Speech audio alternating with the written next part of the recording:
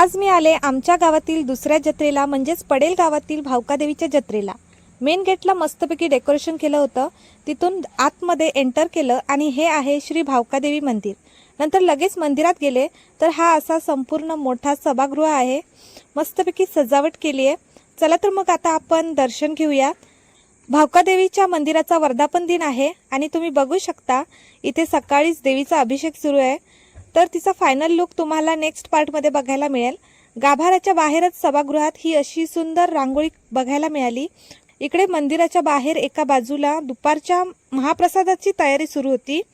दर्शन वगैरे झाल्यावर मी मंदिराच्या बाहेर आले आणि कोणकोणती दुकानं आलीत ती बघितली आणि मग नंतर लिंबू सरबत प्यायला गेले, कारण ऊन खूप होतं आणि म्हणूनच ना आम्ही रात्रीच जत्रेला येतो आणि रात्री खूपच गर्दी होणार आहे।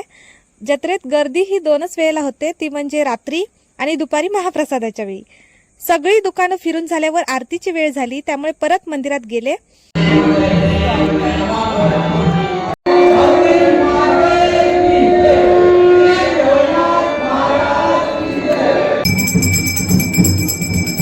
आता दिवसाचं मी काहीच घेतलं नाही, पण रात्री मी नक्कीच काहीतरी घेणार।